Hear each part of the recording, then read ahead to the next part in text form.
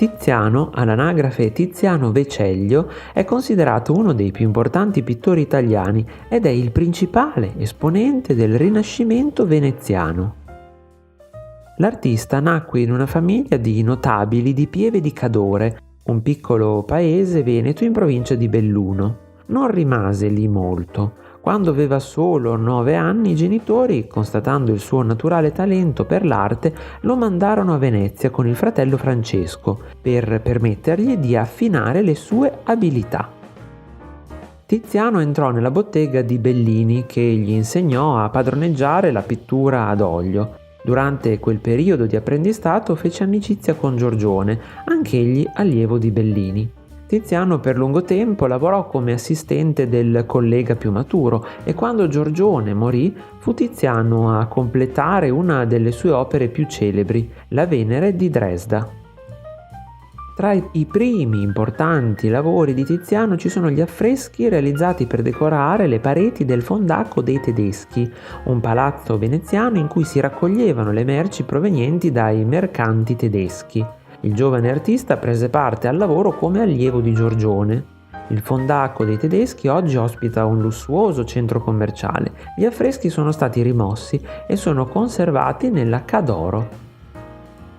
Il rapporto tra Tiziano e Giorgione si interruppe bruscamente nel 1511. Un'epidemia di peste infatti colpì Venezia e Tiziano fuggì a Padova mentre Giorgione rimase in città. I due non si rividero mai più. Giorgione infatti non sopravvisse alla tragica epidemia.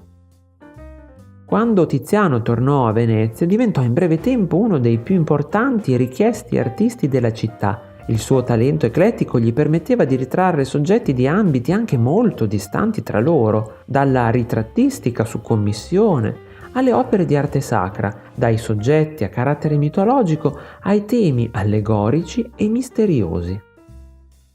Punto di svolta della sua carriera fu il 1513, quando rifiutò l'invito a Roma da parte di Papa Leone X per restare a Venezia.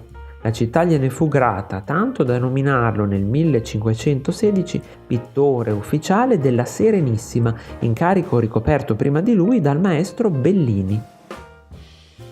Oltre che grande artista, Tiziano fu anche un abilissimo imprenditore. Come artista mise su una fiorente bottega che adottava alcune interessanti tecniche oggi conosciute nel mondo del marketing del lusso. Una di queste era il mancato rispetto dei tempi di consegna che rendeva le sue opere più ambite e preziose. Inoltre diversificò i suoi investimenti. Parte dei proventi dell'attività artistica vennero infatti investiti in altri settori, come il commercio del legname. Infine strinse amicizia con il poeta Pietro Aretino, che divenne in un certo senso il suo agente. Fu anche grazie ad Aretino se Tiziano poté lavorare per le più importanti casate di Italia e di Europa. Lavorò per gli Este, i Gonzaga, i Della Rovere, ma soprattutto per l'imperatore del Sacro Romano Impero Carlo V d'Asburgo, che l'artista ritrasse in una delle sue più celebri opere. In età avanzata Tiziano operò un cambiamento di stile, rinunciando ai colori accesi a favore di tinte più cupe ed effetti di chiaroscuro. Tali esperimenti non furono apprezzati dai suoi contemporanei.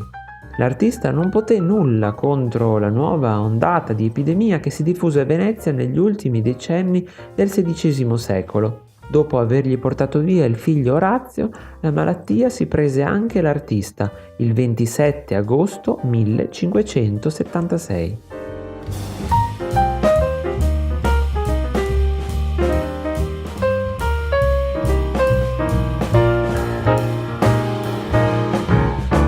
Se il video ti è piaciuto lasciami un like qui sotto, condividilo con i tuoi amici e scrivi anche un commento con un apprezzamento, una critica, ma anche un suggerimento dei temi o argomenti da trattare nei prossimi video.